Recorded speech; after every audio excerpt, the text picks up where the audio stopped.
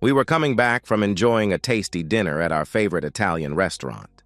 Tori drank a little more than normal. We've been married for 5 years and things have become a little strained at times. It's been a week since we last had intimacy. It's been more than a few months since we made love. I can't put a finger on what's come between us. Hopefully tonight we can make love again and get us back on the rails. I hit the garage door opener and got nothing. When I stepped out of the car, the motion-detecting porch light should have illuminated the area. Some kind of power outage? Not really, as all of our neighbors were well lit. Using my cell phone as a flashlight, I approached our front door. It was slightly ajar. I couldn't detect any damage to the door or frame. Our front door is open. Did we forget to close it before we left? I don't think so. I'm positive I locked it after getting the mail. Besides, I know I activated the security system when we left. It wouldn't have let me do that if a door or window was open. Looking at my phone, there were no messages from the security company. Normally, I get an alert when we have a power failure, so I don't know why I wasn't notified. Tori yelled at me from the car, "John! We should call the police. If someone broke in, they might still be there." Not wanting to be a hero, I let Tori call the police. 10 minutes later, 2 squad cars arrived. The officers casually left their vehicles. After Tori and I introduced ourselves, Officer Wes Unger provided backup as Officer Vic Stearns entered the house. A few minutes later, the lights came on, and Vic came out of the house. He said the power box breakers had been tripped. "It does look like you've been burglarized. Why don't I escort you through the house while Wes does the same with your wife?"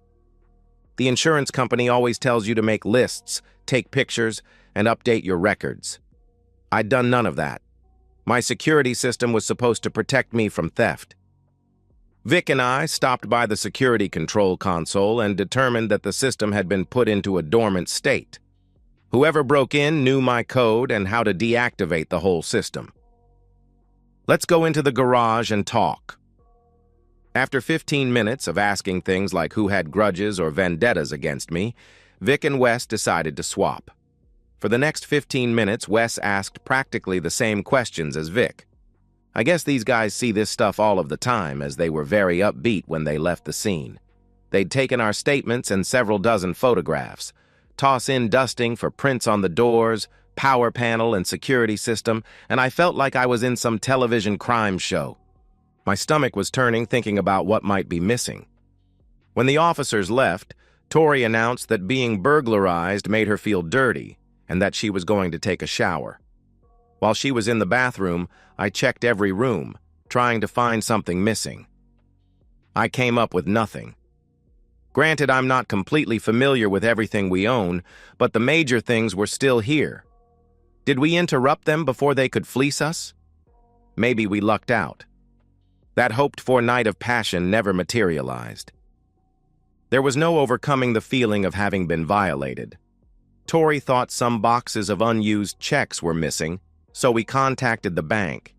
It was a pain in the rear to establish a new checking account, but removing the possibility of that bank account being drained did provide some comfort.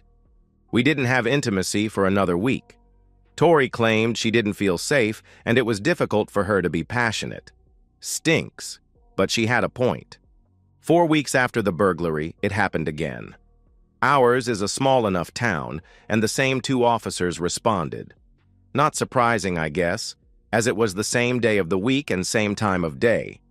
The only difference this time was that Wes interviewed me first. His questions this time included wanting to know what insurance claims I'd submitted. He certainly hinted that he had to rule out insurance fraud. Much like the first go-around, each officer spent 15 minutes with me and 15 minutes with Tori. Once again, Tori announced that being burglarized made her feel dirty, and she headed off to take a shower. The officers smirked at that comment, then bid me farewell and left. This security system is worthless.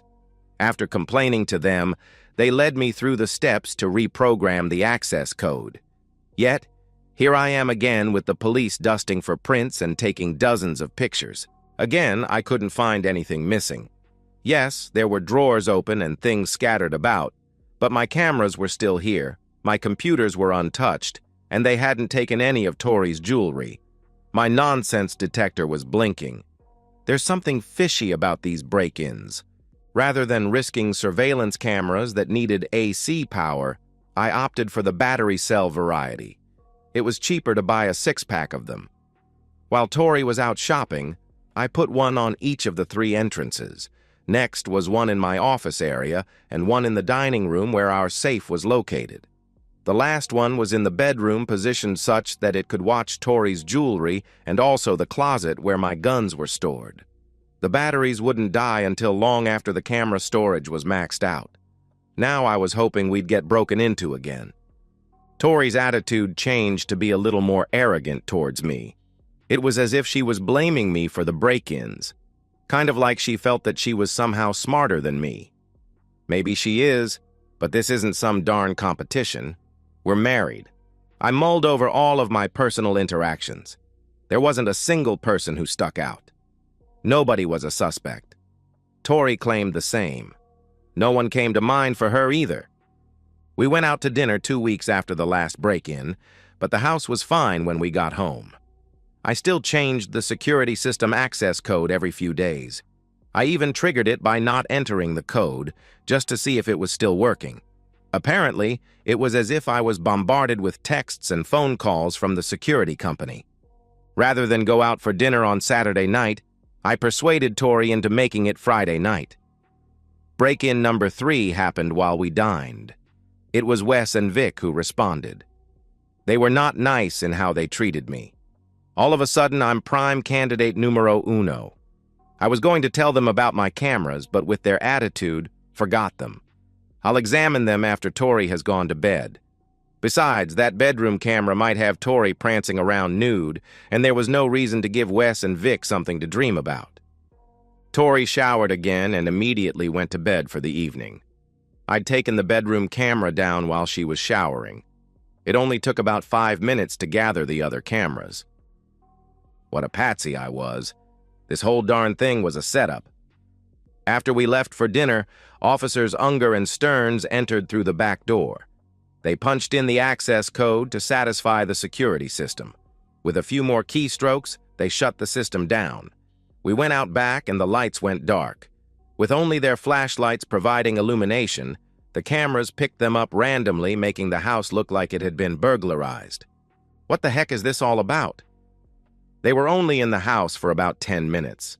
The next action was when the heroic officers secured our house while we sat outside waiting. When I viewed the other videos, I felt like getting my guns. After Wes went with Tori, and Vic took me out to the garage, Tori proceeded to engage in intimate activities with Wes for a minute, then let him have relations with her unprotected. After he finished, she cleaned him up. That's when the officers switched. She provided the same servicing for Vic. He spent a lot of time kissing her chest, and with her compromised condition, it took him a little longer to finish. No wonder the unfaithful woman felt dirty after the break-ins. Revenge was going to be completely on the up and up. I'm not spending any time behind bars, but I think I can put the 3 of them away for a while. My first stop was the FBI. Although they were interested, it was outside of their jurisdiction. They did set up a meeting with the State Attorney General's office. Things fell into place quickly. Not knowing the extent of the corruption within our local police department, the takedown would be done solely with deputies from other jurisdictions. The state AG was planning on making this a media event, as he had political ambitions. For April 1st, Tori and I planned a nice dinner out. I'd made excuse after excuse over the last 3 weeks to not go out. Almost certainly the cheaters would strike and we'd be burglarized. As expected, we'd been broken into again. 5 minutes into Wes's interrogation, I excused myself to answer a text. What I really did was initiate the electronic firing of my fireworks display. Today's legal exploding fireworks are pretty tame unless you're not expecting them. Plus, if you put them in empty soup cans, the sound becomes quite amplified and can scare the life out of you. Who knew you could get an app to detonate fireworks? This was no bang silence bang show. Nope. I'd hidden over 50 loud single shots under our bed, in the linen closet, in the bedroom closet, and in the hall coat closet. I even hid a few in the garage. Secured in the soup cans, they weren't a fire threat. As soon as the first few ignited, old Dudley Do-Right bounced up off of my car hood and immediately drew his firearm. "Get down!" was shouted at me as Wes pondered whether to enter the house or not. He squawked into his walkie-talkie about an active shooter situation. What he didn't know was that there were several members of the sheriff's department and a representative from the state attorney general's office already waiting outside. When Wes opted to go out into the backyard, he was greeted by a floodlight and ordered to hit the pavement. I opened the garage door to find some officers with guns drawn. With my hands above my head, the captain called them off. About then, a completely unclothed Vic came tumbling out of the front door. He was carrying his pants and waving his gun around. When the bullhorn and floodlights hit him, he knew the gig was up. A sheepish Wes was slowly marched out of the backyard, hands cuffed behind his back. The commanding officer had allowed the news crews to turn their lights and cameras on, so it was all captured for their viewers. After prompting by the bullhorn and wearing only the bedspread, Tori joined the boys face down on the lawn. I yelled towards the trio, "April Fool's suckers!" That made all of the gathered people chuckle. For the next hour, you could hear the sniping at them, "April Fools." This was a great story for the television news. Intimacy, deceit, police corruption, and explosions. Nothing like giving a few interviews to attract available members of the opposite gender. I'll survive just fine. Every time Tori called, she got flustered. All I would say was, "April Fools." Tori turned state's evidence for a negotiated plea deal. She testified that it all started with a traffic stop. Wes suggested that she could elude justice with a little quickie. Although she knew I was in attendance during the trial, Tori wouldn't make eye contact. Yes, she knew it was wrong. No, she didn't know why she decided to take that route. Then, she testified, Vic pulled her over a week later. After another quickie, she evaded justice again. After those encounters, Tori was routinely pulled over by one or the other. Those meetings weren't random, as the trio were now texting each other. They decided it would be hilarious to rub it in my face. Feeling that I was clueless, they took turns having relations with Tori while the other was taking my statement.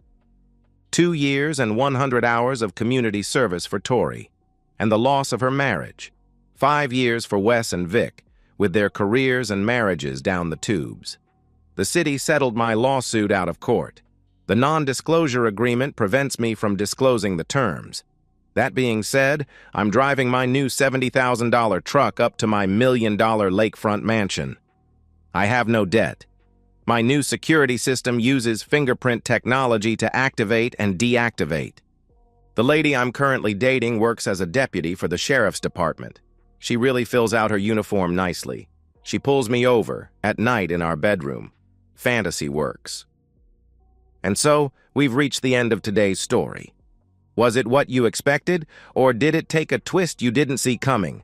I'm curious to hear your thoughts. Share them in the comments below, and let's get a conversation going.